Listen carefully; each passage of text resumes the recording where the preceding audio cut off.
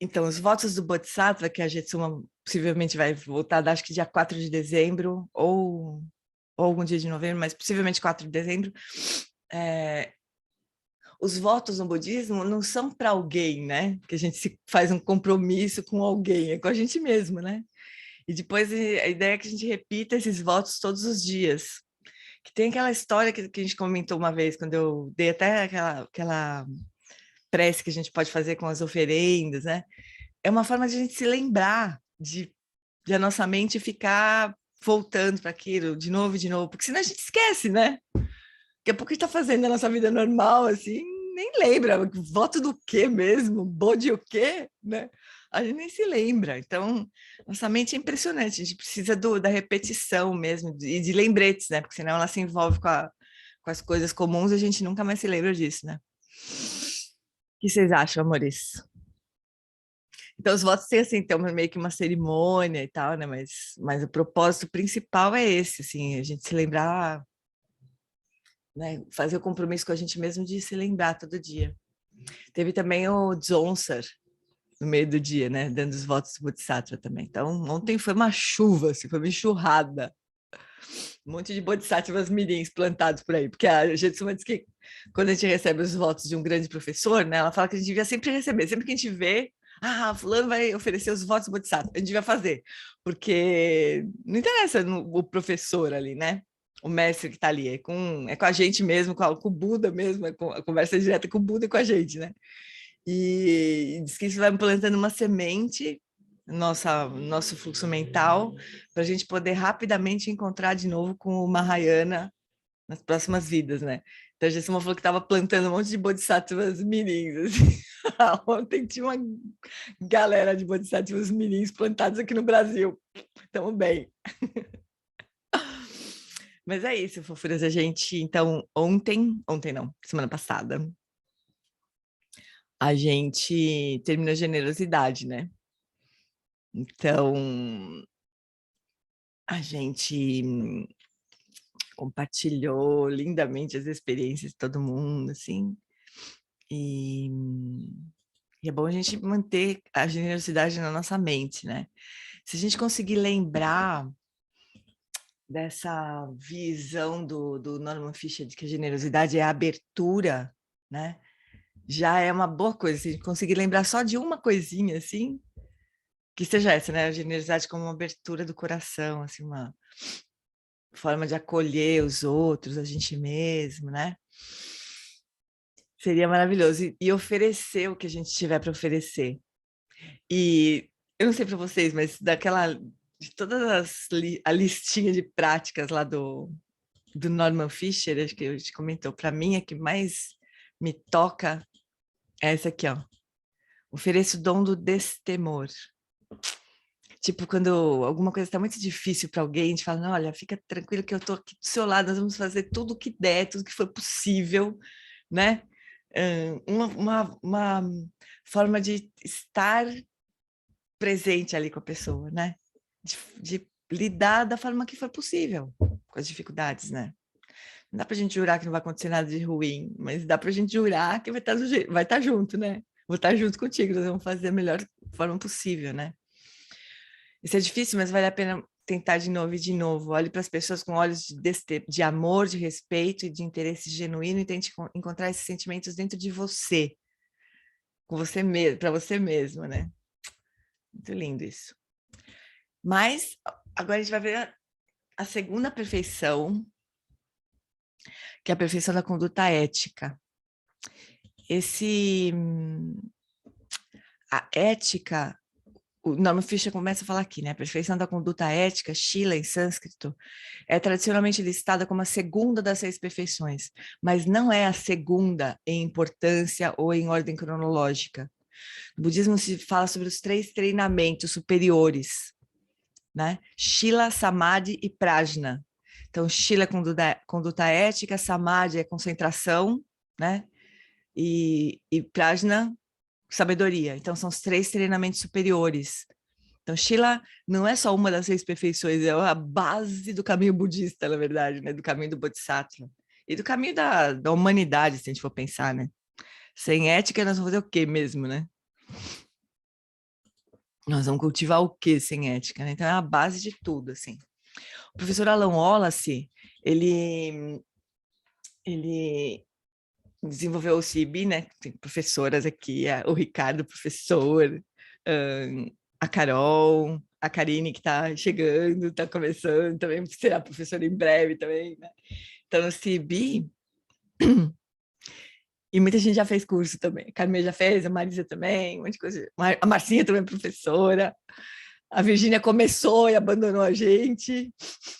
Você e o Júnior, não, aquilo me dói o coração até hoje, mas entendo. Difícil, né? Elas moram na Bahia, coitados, vim para cá todo fim de semana, todo mês, difícil. Mas, enfim, tudo para dizer que o CIB está baseado em 4 equilíbrios, né? Um deles é o equilíbrio conativo, que é o primeiro, que tem a ver com a intenção, com a motivação, com onde que a gente coloca a nossa energia, né? Escolhendo sempre escolhendo sempre, né? Cultivar a felicidade genuína, né? E a ética está diretamente ligada a isso, né? Mas recentemente, agora no trabalho do Alan Wallace no CCR, no Center for Contemplative Research, ele tem falado em 6 equilíbrios, né? Então, é como se ele colocasse um antes e um depois, assim. Fez um sanduíche com os 4, assim. E antes ele colocou o equilíbrio ético. Não porque não tivesse dentro do equilíbrio conativo, porque estava, né? Mas acho que para destacar mais a importância, assim, sabe? Dessa visão ética, da conduta ética, né? E o último é o espiritual, que eu achei lindo também poder falar sobre isso, né? Equilíbrio espiritual, porque a gente fica pensando assim, bom, tem que dar tem uma hora que tem um salto, né? Para algo que é maior do que a nossa compreensão comum, cognitiva, né? Então, a melhor coisa que pode acontecer é a gente se conectar a uma tradição de sabedoria espiritual, né? Transcendente, assim, espiritual no sentido transcendente. E eu acho lindo também. E é uma forma também de ele pontuar que o Centro de Pesquisa Contemplativa não é budista só. Ontem, nessa maratona de conversa de professor, né? O Alan Wallace foi convidado para falar no Mind Life da Europa, né? Então teve um encontro dele com o padre Francis Tiso, que é um padre espetacular. E eles são todos, eles são irmãos do Dharma, sabe? O Alan Wallace e o padre Francis Tiso. É tão bonito de ver eles conversando, porque não faz diferença se é budista, se é cristão, que não faz a menor diferença, né? É um caminho maravilhoso, profundo, de sabedoria transcendente e tudo mais. E eles falam... E o padre Francis Tiso, ele é um pouco mais... Ele tem uma afinidade muito grande com o budismo. Ele estudou o fenômeno que se descreve na tradição budista, né? Do atingimento do corpo de arco-íris, né? Que é o que aconteceu com Jesus Cristo, né? Que assim, o Jesus Cristo morreu, não sei se você sabe, mas ele desapareceu, o corpo dele, né? Sumiu no ar, né? E no budismo isso é muito descrito, tem muitas histórias sobre esse tipo de fenômeno com grandes mestres, né? Então, o padre Francis Tiso, quando ele ouviu falar de corpo de arco-íris, que era super conhecido na tradição budista, ele foi atrás de um desses mestres, né? Que desenvolveu o corpo de arco-íris, estudou e tem um livro gigantesco sobre isso, eu não lembro como chama, mas se alguém se interessar, eu posso passar a referência, mas é o padre Francis Tiso, com Z. E ontem teve uma conversa do Lolas com o padre Francis Tiso, é lindo, acho muito lindo, quando ele conversa com o Lawrence Freeman também, que é um outro monge beneditino, né? É super bonita essa conversa. Então, esse equilíbrio espiritual no final ali, acho que também aponta para essa convergência, né, das grandes tradições de sabedoria do mundo, né? É bonito de ver, mas tudo isso para falar também que o Sérgio colocou Rainbow Body Resurrection Attainment and Dissolution, isso mesmo, Sé. E também eu acho que a conversa lá do My Life está disponível também, eu acho, no YouTube, eu acho, porque eles estavam transmitindo, eles não estavam gravando, mas eles estavam transmitindo. Me dá um nervoso quando eu fico vendo essas organizações que fica coisa mais ou menos, sabe? Tipo, esqueci de gravar. Aí eu logo mando uma mensagem, putz, não tá gravando, né? Não tá gravando, né? Ontem essa conversa não estava gravando, mas não adiantou nada. Eu mandei mensagem, não adiantou muito, mas eles estavam transmitindo. Então deve estar gravado no YouTube. Eu vou compartilhar também com vocês, que foi muito linda a conversa ontem. Foi com neurocientistas, né? Um papo mais ciência, assim, mas estavam os dois lá. O Alan Wallace e Francis Tiso. Então vamos lá. A perfeição da conduta ética, Shila, sânscrito, é tradicionalmente listada como a segunda das 6 perfeições, mas não é a segunda em importância ou em ordem cronológica. Lembre-se que o caminho do Bodhisattva é imaginativo. Bodhisattvas não são pessoas normais fazendo coisas normais. Eles são heróis espirituais realizando tarefas impossíveis. O seu reino vai além do cotidiano e do prático. Seu caminho não é linear, não é um esforço passo a passo para atingir uma meta, seguindo um manual, né?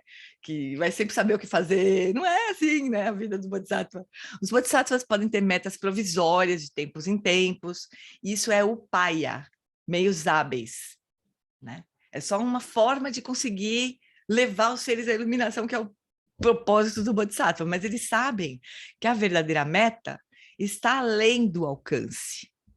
Não há etapas nem hierarquia de importância. A prática do Bodhisattva acontece toda de uma vez. Ai, que lindo! Somos pessoas normais fazendo coisas normais, quem poderia negar? Mas também somos Bodhisattvas heróicos. Isso não nos torna diferentes de ninguém. Todo mundo é um Bodhisattva. Todo mundo tem imaginação e um desejo infinito pela felicidade e bem-estar de todos os seres. Não importa o quanto possam estar sem contato com essa aspiração. Ser um Bodhisattva é apenas ser humano. Mas, quando temos a intenção de ser um Bodhisattva, procuramos recordar desse aspecto da nossa humanidade com mais frequência e vivê-lo o melhor que pudermos. Ai, como eu amo esse homem, viu? Esse Norman Fisher. Essa é a aspiração de todos os seres, né? Todo mundo quer isso, né? Só que a gente, o que a gente estava comentando no começo, assim, a gente se esquece, a vida normal vai dragando a gente, né? Vai passando a gente pelos pés, né? Mas deu um nó que essa afirmação de que a prática do Bodhisattva acontece toda de uma vez. É que assim, vou dizer o que eu entendo disso, dessa fala dele. Deixa eu só retomar aqui, só para a gente ir. Talvez ele explique mais na frente, mas assim, somos pessoas normais fazendo coisas normais, quem poderia negar? Mas também somos bodhisattvas heróicos, isso não... Ah, não, tá antes. Não há etapas nem hierarquia de importância nas ações, né? A prática de bodhisattva acontece toda de uma vez. É assim, é como se as ações, quando a gente está quando a gente se interessa em trazer benefício para as pessoas, para a gente mesmo, para o mundo, enfim, a prática não tem um propósito que vai acontecer em algum momento. Ela é feita naquele momento, com aquela intenção, e o resultado daquela intenção é o que foi, assim, né? Não é... Eu acho que eu quero dizer que não tem um planejamento, sabe? O que eu vejo desses mestres fazendo, assim, as ações deles todas são voltadas para beneficiar as pessoas, né? Naquele momento, do jeito que dá, até onde dá, né? Então, aquela ação, pá, acontece de uma vez só, né? Se surgir mais uma oportunidade, se for surgindo, acontece outra vez, mas não é um planejamento, não é que o Bodhisattva vai ter um planinho assim, sabe? Ah, agora eu vou fazer isso para tal pessoa, porque ela vai acontecer tal coisa, depois eu vou fazer tal coisa. Não tem isso. Porque os bodhisattvas, eles entendem que não tem como ter esse controle, assim, né? Do que vai acontecer, de qual que vai ser o resultado da ação que ele mesmo tem, que impacto que isso vai ter na pessoa que está ali ouvindo, né? Acho que eles vão fazendo, assim, sabe, Rafa? Esse é que é o entendimento que eu tenho. Se diz que o Buda Shakyamuni, né? Ele ofereceu 84 mil ensinamentos. 84 mil é X, né? Porque é assim, um montão, assim, né? Mais ou menos. Porque cada ser que ele encontrava, cada pessoa que ele encontrava na andança dele lá, e conversava com ele, ele dava um ensinamento ali, pá, né? E ele não é que ele era um chato que ficava pregando o tempo inteiro coisas, né? Ele tinha conversas normais com as pessoas. Só que dentro daquela conversa normal, daquela interação, ele enxergava uma forma de dar uma destrancadinha na mente daquela pessoa, para a pessoa poder dar um passinho a mais. Às vezes esse passinho era iluminação. Teve caso assim, que ele deu um ensinamento. Tem um caso muito famoso no budismo, que é o caso do Barria. Ele deu um ensinamento para esse Barria, o Barria ralou, andou atrás dele muito, assim. E não conseguia encontrar o Buda, não conseguia fazer pergunta para o Buda. Aí teve um dia que ele encontrou e o Buda deu ensinamento para ele. E ele atingiu a iluminação depois daquele ensinamento. Então, às vezes, o Buda encontrava naquele minuto, naquele instante, um jeito de destrancar de uma vez a mente da pessoa, mas a pessoa atingir a liberação, né? E no caso do Barria foi uma sorte, porque ele morreu em seguida.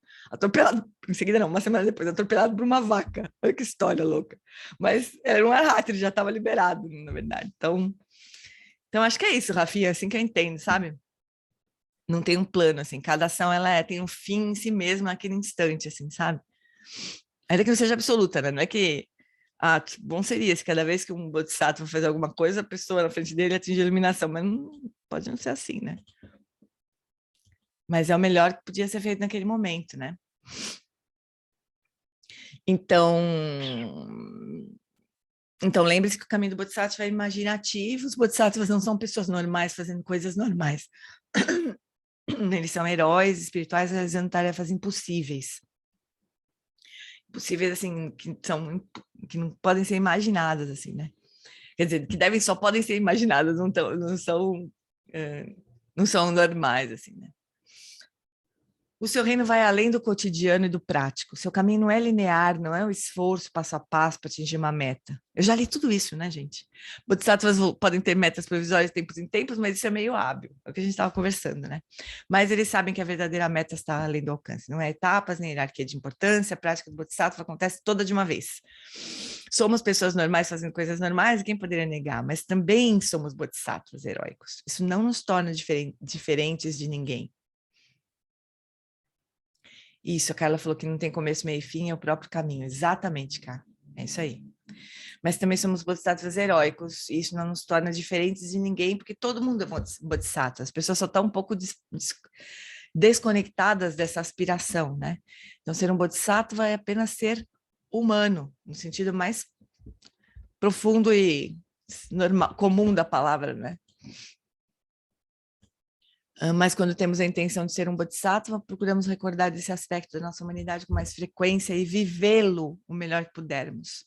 A Rafa falou assim, e pode ser uma pessoa ser bodhisattva e humano ao mesmo tempo? Com certeza. Pergunto isso porque muitas vezes sinto a Roshi Joan na beira do abismo um pouco frustrada por não ter conseguido ajudar os seres em certas situações, como um preso, por exemplo. Daí ficou difícil conjugar esses exemplos dela com a prática que acontece de uma só vez. Eu acho que a Joan Halifax, ela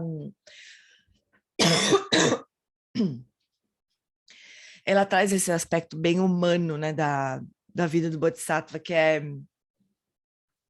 sofrer, assim, um pouco com o que não é possível, né, ainda, assim, né, ainda ser, é um pouco o que aconteceu com o próprio Buda da compaixão, assim, de trabalhar para benefício dos seres e ver que o sofrimento continua ali, que milhões de seres ainda sofrem, né. Então, eu acho que é isso, a gente vai lidando com essa frustração de não conseguir ajudar todo mundo, às vezes de não ter meio hábil para ajudar, né? Mas vai seguindo, assim, né? Vai seguindo. E, a Roshi Joan Fax, ela é muito transparente nesse livro, né? Isso que mais comove, eu acho, no livro A Beira do Abismo, porque ela conta também Tem um capítulo que acho que foi o que o Cristiano um trecho do capítulo sobre compaixão que o Cristiano tocou na segunda-feira passada, dessa segunda-feira aqui, que ela praticamente faz uma confissão, assim, das vezes que deu tudo errado, né, para ela, e às vezes que ela se perdeu, às vezes que ela sofreu, ela vai confessando tudo aquilo, a coisa mais maravilhosa do mundo, né? Eu acho bonito que isso vai aproximando a gente desse ideal do Bodhisattva, né? A gente não vai se transformar porque o Bodhisattva perfeito é o Buda. O Buda é o Bodhisattva perfeito, o Bodhisattva que atingiu a perfeição, né? Tem um caminho para nós, assim, que não é gradual, que não é linear, que não é causal, mas tem uma...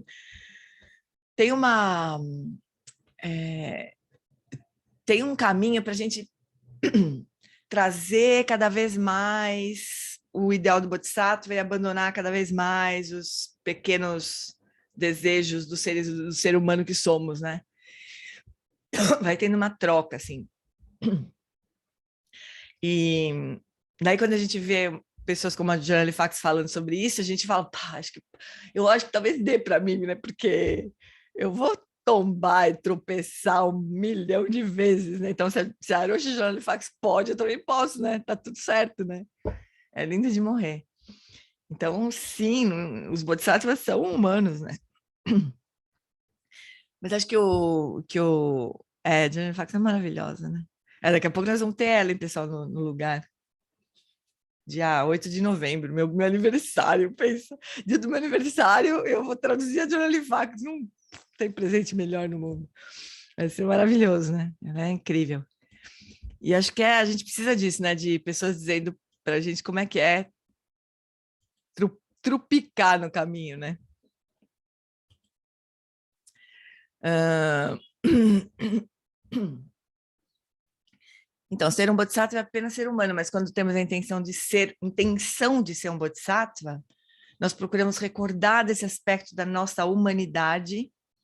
Quer dizer, nós vamos fazer o que nós não vamos, a gente não vai se transformar numa outra coisa para daí poder agir como um bodhisattva. A gente está aqui, né, gente? Nessa vida, onde é que nós vamos fazer? Onde que nós vamos praticar compaixão, praticar as paramitas? Onde que a gente vai praticar? Onde a gente está, né? Eu não sei vocês, mas hoje eu me considero uma ser humana, né? Então, é aqui que a gente vai fazer, não tem outro lugar. Então, mas quando a gente vai se lembrando com mais frequência disso, a gente vai vivendo isso mais, né? Onde a gente está. Página. Olha, aqui no... Um minutinho.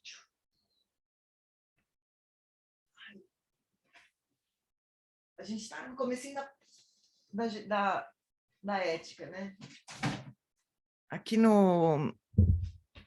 Como chama? É página 74. Do livro a Página 74. 74, exatamente. É engraçado porque no coisa ele dá uma página errada, né? Aqui tá me dando 70, no Kindle aqui eletrônico. Então, as 6 perfeições são vazias, que é o que as tornam perfeições. Então, o fato de elas serem vazias, quer dizer, de elas não existirem inerentemente, assim, de uma forma independente, né?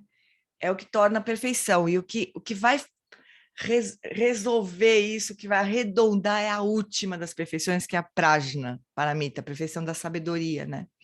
É isso que vai esvaziar, vamos dizer assim, as perfeições, né? Mas a gente vai ver isso com cuidado. Assim como somos pessoas normais, e ao mesmo tempo somos algo além disso, também as 6 perfeições estão além delas mesmas. Portanto, a perfeição de conduta ética do Bodhisattva não é o tipo usual de conduta ética, é uma conduta ética além da conduta ética. É a perfeição da conduta ética. Vocês lembram quando a gente falou sobre isso na generosidade? A perfeição da generosidade era chegar um tipo de ação onde não existia alguém que era generoso, o ato de generosidade para alguém que estava precisando, né? Era uma ação completamente natural, espontânea, que acontecia junto, assim, surgia junto, a pessoa que está oferecendo surge junto com o ato, que surge junto com quem está recebendo. Mas não tem nenhuma hierarquia, nenhum ganho com aquilo, nenhuma perda se aquilo não funcionar, né? Então, isso é a perfeição da generosidade. E isso é a vacuidade no sentido de assim, eu não sou a pessoa generosa. E o que está recebendo ali naquele momento é o destinatário assim do meu ato, ele não é intrinsecamente uma pessoa ferrada na vida que está precisando de ajuda, né? E eu então, portanto, eu sou muito mais legal porque afinal de contas eu tô sendo só um minutinho, gente, dá licença, só um minutinho.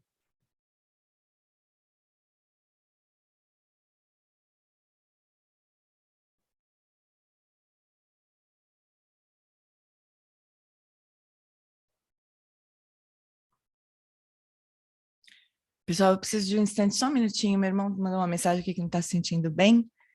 Eu vou só dar uma ligadinha para ele, tá?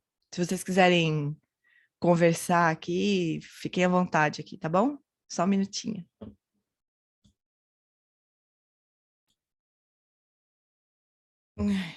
Oi, amores, desculpa. Vamos lá, então. Só um minutinho, vamos abrir de novo aqui para me localizar.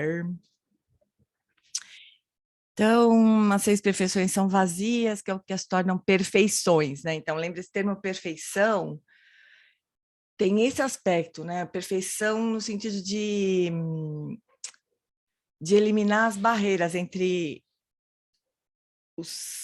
as pessoas, vamos dizer, que estão envolvidas e o próprio ato em si, né? Como se fosse algo natural a ser feito frente a uma dificuldade ou frente a uma possibilidade de ajudar, né? Então, assim como somos pessoas normais, ao mesmo tempo somos algo além disso, também essas perfeições estão além delas mesmas. Portanto, a perfeição da conduta ética do Bodhisattva não é o tipo usual de conduta ética, é uma conduta ética perfeita, né? Além da conduta ética. Então, é tanto o portão de entrada do caminho quanto a fruição última. Quer dizer, a gente começa praticando, né? E no final a gente vai praticar ainda, né? Mesmo ato, vamos dizer assim, né? A mesma conduta. Só que levando essa conduta à perfeição, né? Então, num primeiro momento, envolve alguma limitação, mas na medida em que os bodhisattvas continuam no caminho, eles fácil e espontaneamente praticam sem perceber, né? Vira uma modo de uso. O mais bonito das 6 perfeições, eu acho, é a gente imaginar assim, para nós é um treinamento, né? As paramitas, as perfeições são treinamento, mas elas são a forma como os bodhisattvas agem, é o que eles fazem espontaneamente o tempo todo. Não é incrível pensar isso? Eu acho isso legal de a gente estudar as paramitas, sabe? Se a gente quiser entender como é que o que o Buda faria no meu lugar, em cada situação, é isso. Naturalmente, eles praticam as 6 paramitas, né? Isso é super legal de a gente pensar. É o modo de vida do Bodhisattva mesmo, né? Como é o nome do livro do Shantideva, né? Então, neste momento, a perfeição da conduta ética não é tensa ou restritiva. É um caminho alegre de fazer o que vem naturalmente da totalidade do coração. Geralmente não pensamos sobre conduta ética dessa maneira, pensamos nisso com bastante seriedade, como uma questão de restrição, de purificação, de retidão, alguma coisa que limita, né, contém as nossas ações, né? Você segue diretrizes para melhorar sua conduta, endireitar seu comportamento, ser uma pessoa boa, decente, né? As empresas têm códigos de ética, né? Como a professora Lia diz, quem diz código de ética é uma besteira, porque não existe um código de éticas. A ética vem de dentro, não tem como escrever um livro e fazer as pessoas seguirem. Isso não é ética, né? A ética vem de dentro, vem da própria prática, né? Mas tá bom, os bodhisattvas também praticam assim, eles não querem irritar as pessoas e criar problemas, eles querem fazer a coisa certa. Eles não são moralmente obtusos. Eles sabem, acima de tudo, que não há eles sem todos os outros. Então, o conduzir-se a si mesmos com respeito pelos outros é senso comum. E quando eles fazem besteira, como fazem às vezes, reconhecem e fazem correções. Fazer besteira assim, eu queria não pisar no pé do outro, mas pisei, né? Ainda não consigo fazer perfeita a coisa o tempo todo, né? Deu errado, então tá bom, não faz mal. Eu faço voto de não fazer mais isso, né? De tentar não pisar de novo no pé da pessoa, mas segue, né? Segue com o voto renovado. Ainda assim, a perfeição da conduta ética, como uma águia voando, plana muito além da ética convencional nos céus vazios e azuis do amor e do deleite. É um poeta esse Norman Fischer, né? Autocompaixão no sentido de acolher a possibilidade de não ser perfeito ainda, né? De fazer esse voto, mas não conseguir praticar perfeitamente ainda, né? Mas é importante a gente também fazer isso, né? Reconhecer o engano, sei lá, a imperfeição, e fazer o voto de aquilo ser transcendido, né? De ser aperfeiçoado. Isso é muito importante, né? Conduta ética e meditação. Vamos ver qual que é essa relação que ele faz com conduta ética e meditação.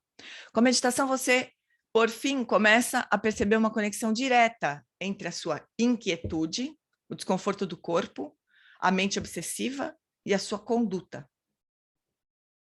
Olha só que interessante. Inquietude, desconforto do corpo, mente obsessiva e conduta. Você percebe que quando a sua conduta se torna mais gentil, mais direta e clara, a sua meditação se torna mais fácil, mais focada e vice-versa. Em retiros de meditação longos, essa experiência pode ser bem dura. Uma dor abrasadora no meio da coluna espontaneamente deságua num sentimento desolador de remorso, devido a uma ação passada, repentinamente e vividamente relembrada. De repente, você sente as consequências da sua conduta no seu corpo e pensamento. Não tem separação, né? Entre corpo, fala e mente, e conduta, né? Se a gente bobear. Então, uma dor no corpo pode trazer uma experiência, trazer a lembrança de uma experiência difícil, porque a gente quer dar um sentido para aquela dor também, né? A gente está como se a gente abrisse a porteira assim das dores, né? E daí a gente começa a relembrar coisas ruins e aquilo vai se embolando, a gente vai sofrendo cada vez mais, né? Então, a prática contínua da meditação torna essa conexão ainda mais óbvia. Você percebe que não pode se livrar de nada. Uma conduta falsa lança sombras na sua mente e no seu coração, que você sente mais cedo ou mais tarde, como um desconforto mental ou físico quando senta para meditar. Então, algo que você fez que foi terrível e que você achou que podia simplesmente deixar para lá, né?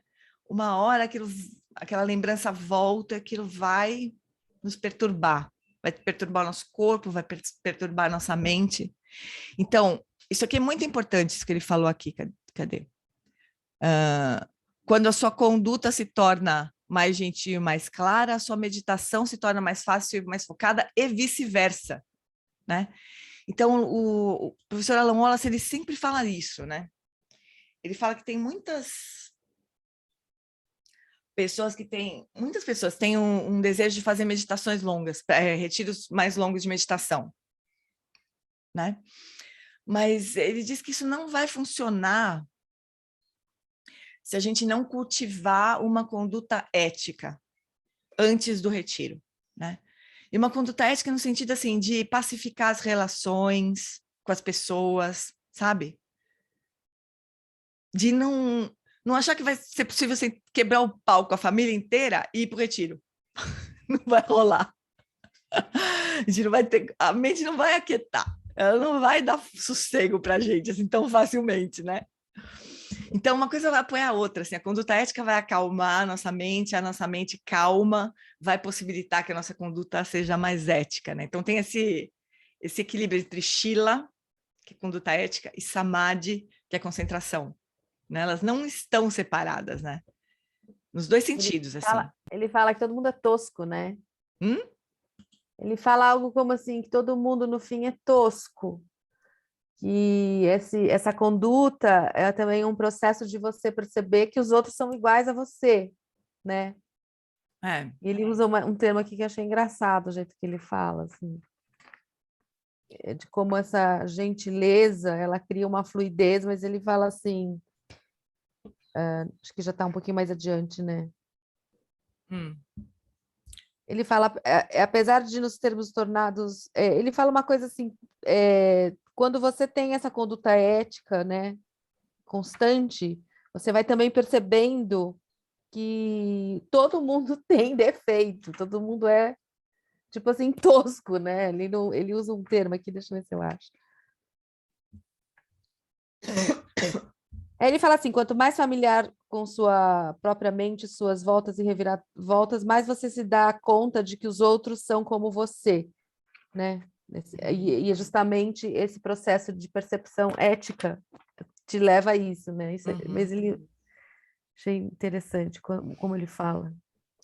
Vamos ver se a gente chega lá. Acho que eu Ainda passei um hoje. pouquinho, né? Não sei bem que lugar que... Mas a gente Tá vai chegar. sequência. A gente vai chegar lá.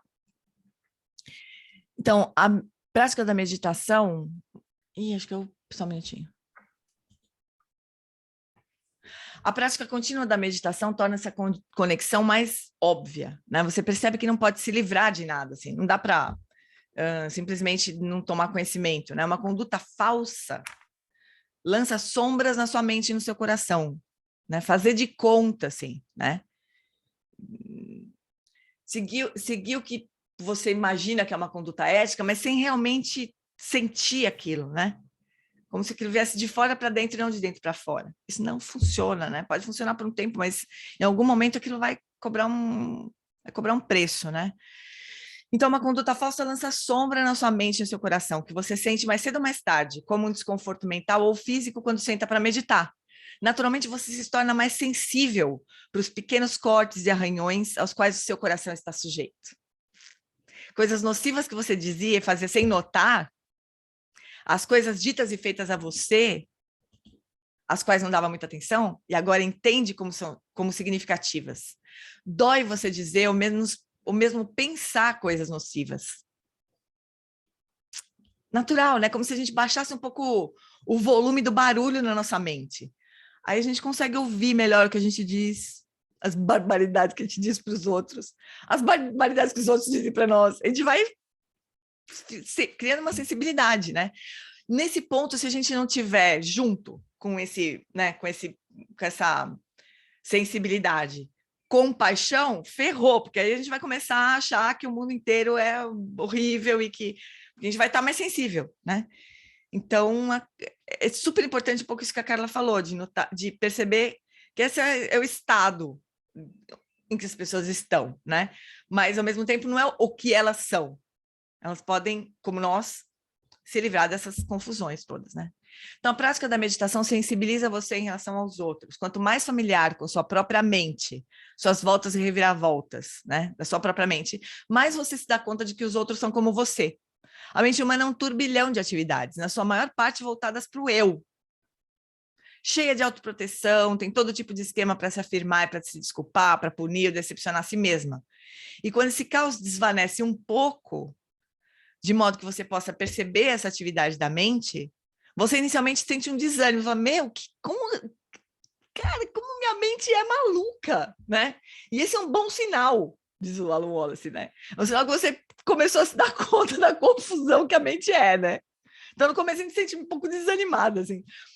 Ele fala que, o Alan Wallace conta que quando ele era monge ainda, né, e tinha meio que recém-chegado na Índia, estava sendo orientado pelo Dalai Lama, o Dalai Lama obrigou todos os alunos dele a irem fazer um retiro com Goenka, um retiro de meditação. E o Alan Wallace ele estava super focado em estudar, né? Aquela mente genial dele, queria estudar, queria conhecer, queria debater, né? Né?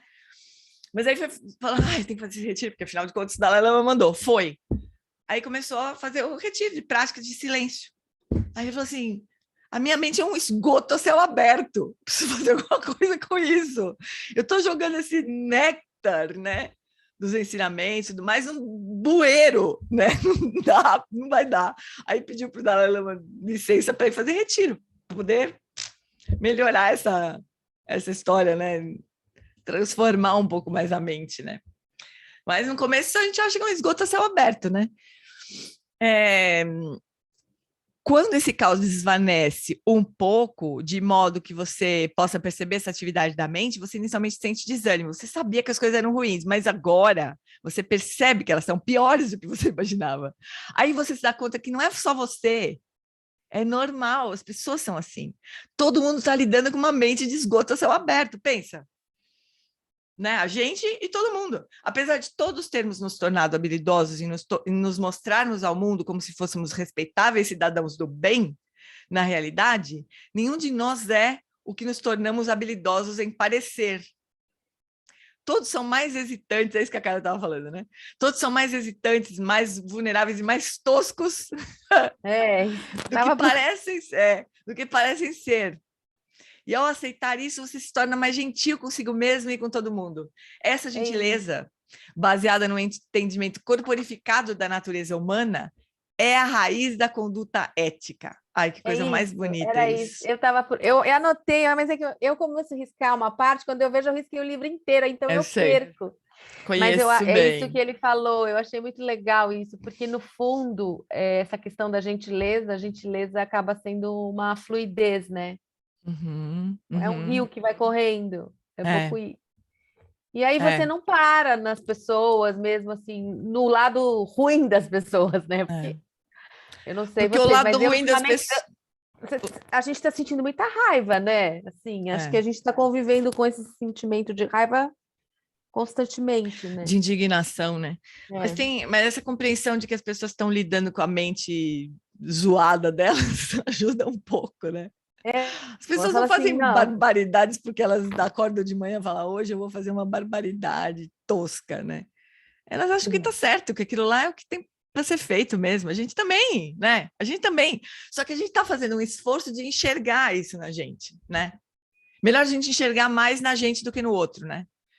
Porque vai ser natural, e é fácil também enxergar no outro. O difícil é enxergar na gente, né? Então, quando a gente começa a enxergar na gente e a gente fala, putz, eu tô fazendo um baita esforço para melhorar, para ser mais amorosa, para ser mais compassiva. E eu barbarizo às vezes a minha mente. O Alan Watts fala assim, se a gente colocasse uma caixa acústica na nossa mente, na nossa cabeça, assim, como é que fala? Transmitindo, assim, tudo que acontece dentro da nossa mente, em som e imagem, ele diz que seria o fim da humanidade. Porque a gente não exterioriza quase nada do que se passa na nossa mente, né? Mas se a gente fizesse isso, fim, a humanidade não teria a menor chance de sobreviver, né? Porque é uma barbaridade mesmo as coisas que acontecem na nossa mente, né? E aí quando a gente pensa assim, putz, eu que estou fazendo esforço para olhar isso, né? Tenho a ajuda dos meus professores mais maravilhosos. É uma zona, imagina as pessoas que não estão nem aí, que estão achando que a vida é assim mesmo, né? Então a gente começa um pouco a não se irritar tanto, assim, a gente começa a entender que não é deliberado a maior parte das coisas que as pessoas fazem, especialmente as pessoas que estão do nosso lado, à nossa volta, assim, né? Não estamos falando de malucos profissionais, assim, né? Mas nem maluco a gente pode chamar, mas de malfeitores profissionais. Mesmo esses malfeitores profissionais, o que está ali imperando ali é a ignorância, né, gente? Vamos combinar. Mas ainda as pessoas que estão à nossa volta, que dão uma pisada no nosso carro de vez em quando, que a gente se irrita, que a gente quebra o pau, né? Elas estão nessa situação que a gente está também, lidando com a própria tosquice, né? Com a diferença de que a gente está querendo, a gente fez o voto do Bodhisattva, né? A gente quer olhar para isso, quer transcender isso, quer se livrar disso, no fim, né? Mas estamos na mesma situação, só que a gente está tendo chance de olhar melhor, de um lugar de amorosidade também, né? Isso é super importante, assim, de trazer essa qualidade de amorosidade para essa investigação, porque senão a gente é capaz de piorar as coisas para a gente mesmo, né? Começar a enxergar coisas na gente que a gente não gosta, pegar o chicote e aí começar a distribuir chicotada para os outros também, né? Porque claro que a gente vai começar a enxergar mais, né? Também nos outros, né? Muito perigoso isso. Bom, amorzinhos, a gente para aqui, vamos fazer uma dedicação rapidinho, mas olha que bonito, né? Essa gentileza que, baseada no entendimento corporificado da natureza humana, da situação que a gente está, de confusão, né? Isso é a base da conduta ética. Quando a gente compreende isso, a gente vai ter menos vontade de socar o outro quando alguma barbaridade dessas se manifesta externamente, né? O Gustavo Gitti tem um texto maravilhoso que foi postado no Instagram. É um texto que ele escreveu no Vida Simples, né? Antigamente, quando ele escreveu no Vida Simples. Vale a pena mesmo olhar no Instagram do Gus. Ou do lugar, acho. Então, amorzinhos, vamos encerrar nossa prática com uma dedicação. Então, vamos trazer consciência para o nosso coração, nosso corpo.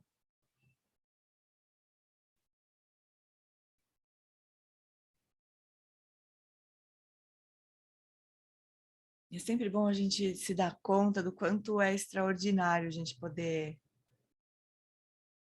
passar um tempo, dedicar um tempo para refletir sobre esses temas, sobre as perfeições, sobre os bodhisattvas. A gente podia estar completamente ocupado com as urgências, com as exigências do nosso eu, esse que se sente separado dos outros, que se sente melhor que os outros.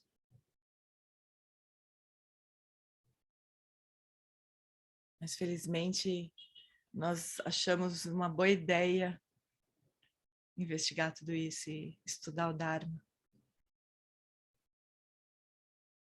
Então, no mesmo momento que a gente se alegra por isso, a gente já derrama essa alegria e essa gratidão para todos os seres que estão à nossa volta. Desejando que eles também se interessem por isso. Que eles também tenham essa chance de lidar com as aflições e com o sofrimento na própria mente deles.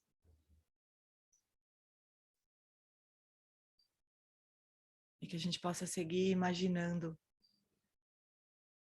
esse mundo dos bodhisattvas.